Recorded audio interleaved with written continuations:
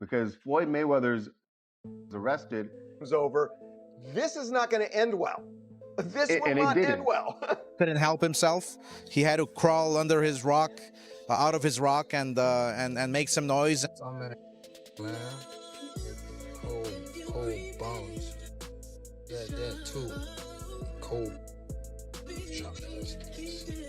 Tell Floyd to get on live. Tell him show where he at. Yo, them people over in Dubai that money.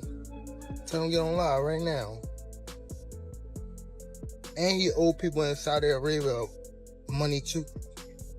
Broken. Out here scamming people. Several fighters have responded to the rumors about Floyd Mayweather's alleged arrest by suggesting he may be struggling to cope with life outside the spotlight. Some believe he finds it difficult not being the main focus and feel his recent moves come across as attention-seeking. Oscar de la Hoya has hinted that Floyd could be chasing attention or even quick cash, noting how frequently he appears in headlines or makes bold public statements. Many in the boxing world think his actions reflect the challenge of walking away from fame after years at the top. At the same time, Floyd has been connected to an alleged $42 million scam tied to a questionable investment operation, with reports claiming he promoted suspicious companies to fans and investors. These accusations have raised concerns about his financial situation and fueled talk that he may be pursuing risky opportunities to stay relevant and maintain his lifestyle. With Floyd, Canelo, Instagram, what's up with all that stuff? Yeah, no, I mean, obviously, you know, he tried to steal somewhat of Canelo's thunder. He couldn't help himself.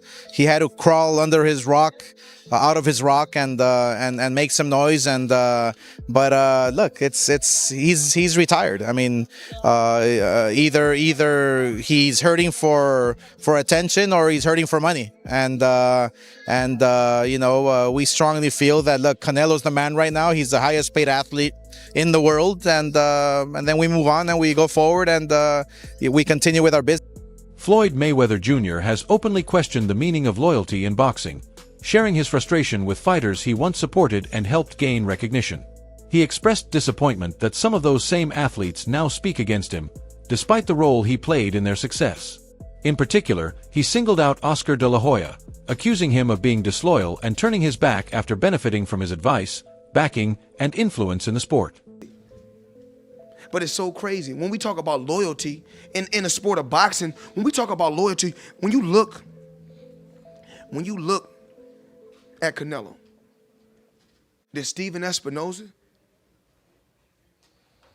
and the Showtime team let this, and myself, we helped build this guy up. He was fighting on my undercard.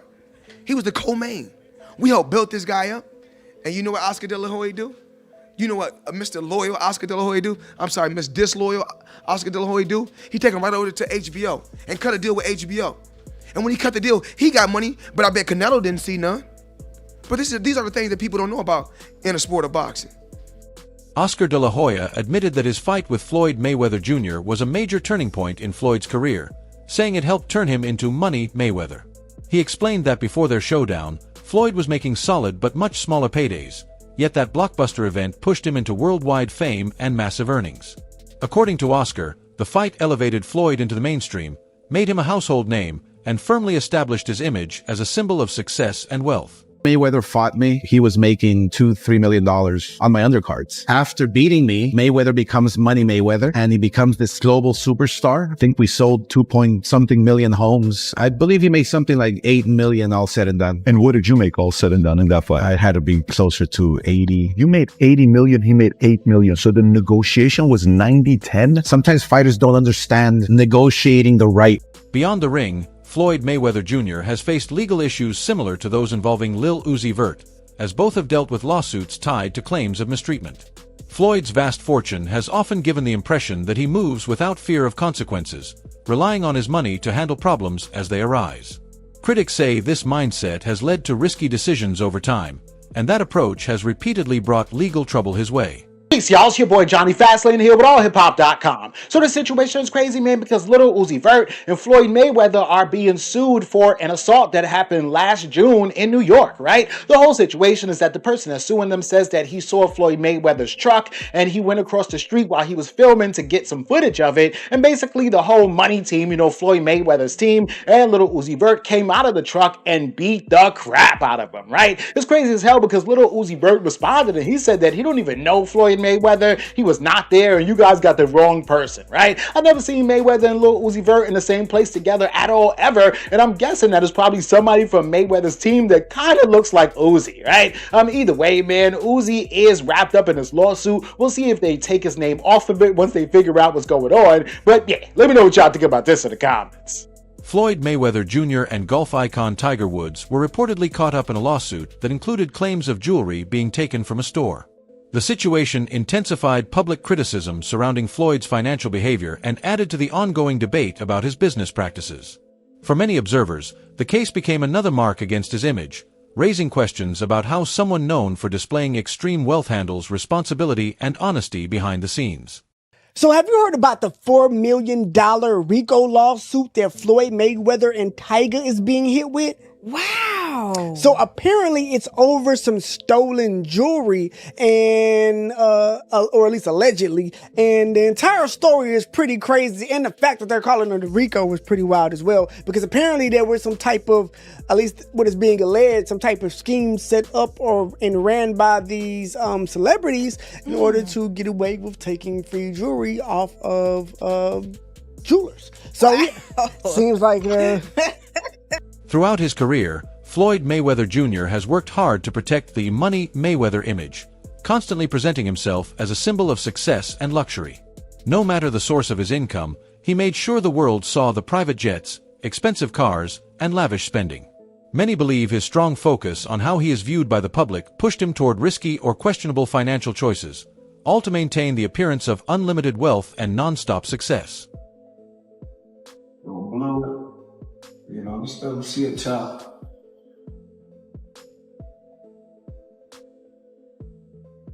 And so we got choices. We got red, as you guys can see. Come on, follow me. Come on, let's go around. We got the choices. The original McLaren, as you guys can see. We got the Aventador. We got the Dawn. We got the Bentley, another Rose, Spirit of Ecstasy, come on up. We got toys, see the family, another Lambo.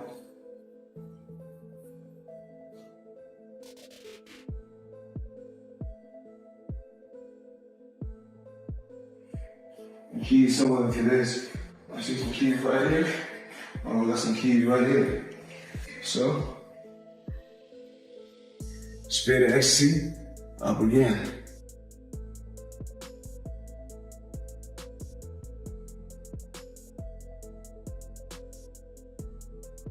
Up again. You see the seats.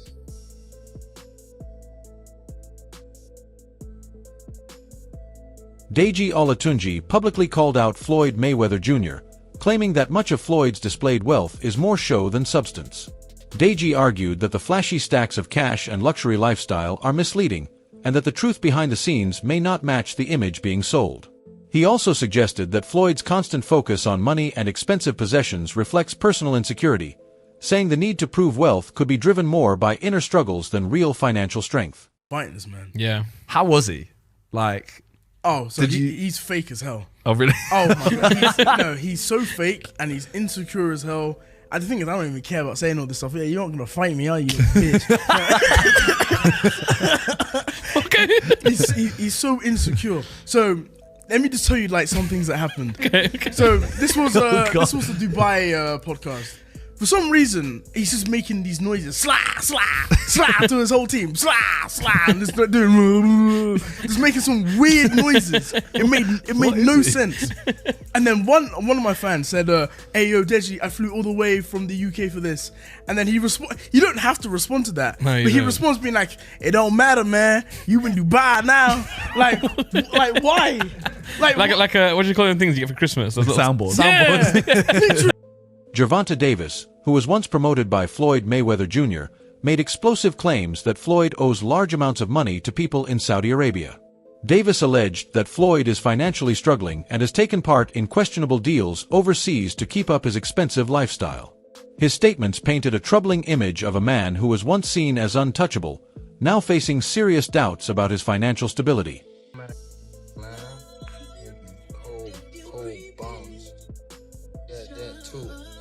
Cold. Tell Floyd to get on live. Tell him show where he at. You owe them people over in Dubai that money. Tell him get on live right now. And he owe people in Saudi Arabia money too. Broken. Out here scamming people. When Gervonta Davis spoke out against Floyd Mayweather Jr., Floyd didn't directly tackle the claims. Instead, he took a calm approach, saying Gervonta was free to express his opinions. He mentioned that he still respected him and remained proud of his success, choosing a composed response that seemed designed to ease the situation while avoiding the deeper issues behind the criticism. Tank Vince out on social media. He's been through a lot, throughout his life. But I take my hat off to him. I'm proud of him. Saturday night we had a game plan, and a lot of times when he says certain things on social media, I say, he's to me he's still a kid, and when I was that age, I probably would have did the same thing. I didn't have a Floyd Mayweather to stand behind me and tell me, about what's right and what's wrong. He got the job done, but my hat off to Ryan Garcia, tough competitor, tough fighter, and the best man. Despite promoting himself as Money Mayweather, Floyd Mayweather Jr. has reportedly turned to bank loans amid growing financial pressure. With debts piling up, he is said to keep spending heavily to protect his luxury image, even as it adds to his money problems. Critics believe his need to appear endlessly wealthy has locked him into a cycle of overspending, where maintaining the lifestyle matters more than fixing the underlying financial strain. Not sure how many of you have seen, and was it Floyd Mayweather? He did this interview, and he was talking about how he got a loan. He got a loan from a bank, and his new real estate deal is going to make him $300 million a month. You see that? Yeah, I see that. Yeah. Now, the fact that he pointed out was that everybody knows that he got his own capital, which is money, right? But he still leveraged other people's money. Absolutely. So now he's making $300 million a month. Right. Well, he's gonna, that's gonna be his plan. So, just like I said, back to your example, right? The Airbnb, you get a place. I mean, there's a couple ways to do Airbnbs. Yeah. You can do it to where you're what's it called? Subleasing? Something like that? Yeah, subleasing. Mm-hmm. You don't technically own it, but the landlord's okay with it, or you can actually buy it. But in a situation where you're buying it, does cost money to fix it up, right? Right. Floyd Mayweather Jr.'s real estate deals in New York City sparked further trouble, drawing legal scrutiny over how he could afford such lavish purchases while carrying large debts. His flashy lifestyle clashed with his tax records, revealing that he owed substantial sums to the IRS that remained unpaid. On top of that, Logan Paul accused Floyd of not paying him for their exhibition fight. Dana White explained that in boxing exhibitions, the promoter collects the money and is responsible for paying the fighters. Since Floyd promoted the bout himself, the responsibility fell entirely on him, raising serious questions about how he handles his business and finances. We got Floyd Mayweather back in the real estate news again. This guy's on an acquisition spree like I haven't seen in a long time. You got to remember, in October, he bought a portfolio of multifamily properties in around Manhattan for $402 million. Well, this time he went all in on office property for a $10 billion portfolio. I got this out of Real Deal, by the way. Now, some of these properties listed are 410 10th Avenue and Hudson Yards. You got Jersey City's Harborside Office Complex. You've got the Aon Center in Chicago and the old post office building in Chicago as well. So the portfolio includes a total of 18 buildings that take up to 10 million square feet of space. Now, he's not new to this. He's got office properties as well. He's got a pretty good portfolio so far. He's got 16 properties worth about $7 billion. He's going to add this portfolio to it, and he's going to be on a tear. So I hope he has a good marketing company as well. But congrats to him. Logan Paul, frustrated over not being paid, announced plans to sue Floyd Mayweather Jr. to recover the money owed, adding to the growing list of financial controversies surrounding him. Meanwhile, Joe Rogan pointed out that Floyd's motivation for fighting Logan was mostly financial, not competitive. Rogan noted the irony of a legendary boxer taking exhibition matches for quick cash, which led fans and analysts to question Floyd's true intentions and legacy, suggesting that money has become more important than pride for the former champion. Logan Paul and Floyd Mayweather just fought, and Logan Paul made $20 million, and Floyd Mayweather made $100 million, and they're looking at this like, hey, what about me? Like, how come I'm not making that kind of money? You go through this with Mayweather? Yeah. Thank you so Yeah, much. it's honestly bullshit. Like having people who aren't a professional promotional company control where the money goes is like, we made that mistake. But, you know, it's Floyd Mayweather, so before we fought him, we kind of were willing to do whatever, and now after the fact, we're kind of shooting ourselves in the foot. Yeah. Because he's a scumbag. But now that we know that, and everyone else who fights Floyd should know that, like, don't let him control the money. Would you ever fight him again under any circumstances? No, he wanted to. He reached out. And, yeah. But, like, no. Jake Paul didn't hold back, claiming that Floyd Mayweather Jr. is financially struggling and that many people are still fooled by his carefully curated public image. Jake argued that Floyd's flashy lifestyle is largely a show, and the truth about his shrinking wealth is becoming harder to ignore. During the lead-up to their high-profile exhibition, Conor McGregor mocked Floyd, claiming he couldn't read and calling him broke. McGregor's jabs hit hard, further damaging Floyd's reputation and revealing cracks in the image of wealth he has long projected. I have time for all of these guys. I'll fight anyone.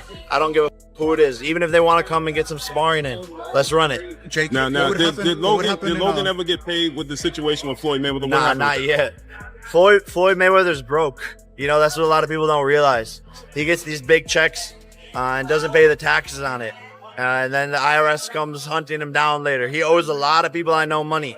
And Logan's deep down on that list, so I don't know if Logan's ever going to get paid. It's kind of Conor McGregor also mocked Floyd Mayweather Jr. over his reported tax debt, highlighting Floyd's financial struggles. By calling attention to these issues, McGregor fueled doubts about the security of Floyd's fortune and added public embarrassment to the growing pressures on his wealth and reputation. Great. I feel good, training hard. Did Floyd not take out his own jets? Floyd's got 3. You know what else he got? And he got tax problems. That's what he's got. Oh, that's heavy. That's heavy. Hard to get out from underneath. Right, it is, especially when I'm on top of you. Devin Haney spoke about his personal experiences with Floyd Mayweather Jr., accusing him of manipulation and deceit. Haney said that while many people are impressed by Floyd's fame and lavish lifestyle, he recognized the truth early on. He revealed how Floyd hid financial struggles behind flashy displays, using control and careful image management to maintain the illusion of endless wealth. He's just trolling. He's trolling. He's telling me he's trolling. So I'm like, nah, he's not trolling. He's not trolling. That's real. Like, and it was just getting worse and worse and worse and worse and worse. What was your father saying throughout camp about that?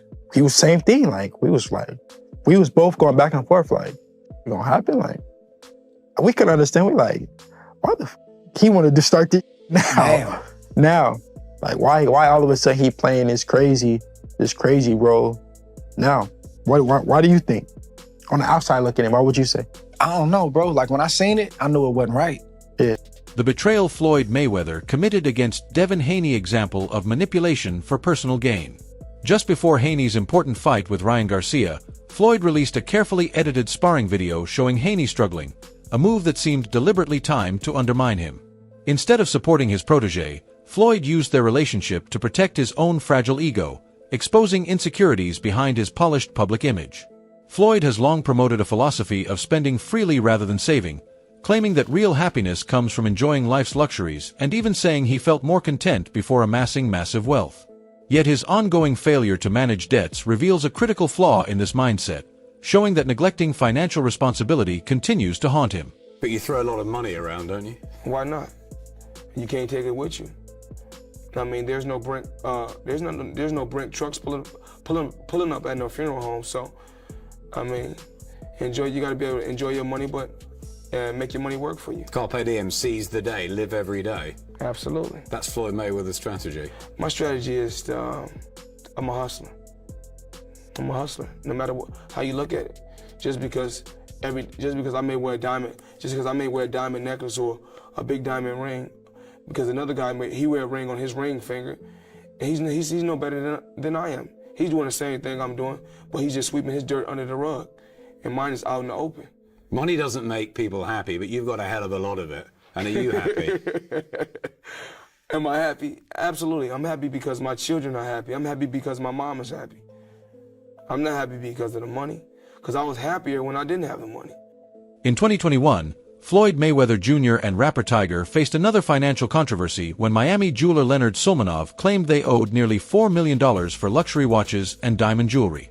Although initial payments were made, the pair reportedly didn't complete the transactions, adding to Floyd's growing history of financial disputes and legal troubles. Three broke comics turned YouTube sketches into a $100 million empire. Adam Devine and Blake Anderson met at Orange Coast College, where they bonded over comedy. They were both regularly on the improv scene in LA, which is where Adam meets Anders Holmes. Now at the time, Blake and Adam were already shooting skits, with Blake's childhood best friend as the director and film crew. His name was Kyle Nocheck. He's kind of the fourth unknown member of the group. But after Adam met Anders, he decided to bring him in the group, and the four instantly hit it off. They then created a sketch group called Mail Order Comedy, where they uploaded all their skits to YouTube and MySpace. Then in 2008, they had their best idea yet, with a sketch called Fifth Year, about three roommates who partied through college and now are bumbling through life and work, if that sounds familiar. The sketch became so popular that Comedy Central actually DM'd them to see if they could make a show for them. And after a month of not answering them, they ended up pitching Fifth Year to Comedy Central, which would eventually turn into Workaholics. The first episode ran on April 6, 2011, and it quickly became a cult classic for Comedy Central. 7 seasons later, it's a streaming goldmine worth over $100 million. Then they spun that broke boy hustle into their 2018 Netflix film, Game Over Man. Now over a decade later, these four turned living room skits into a comedy dynasty, showing you don't need big budgets to have something people... That's a wrap for today's video. Stay tuned for more, and we'll see you next time.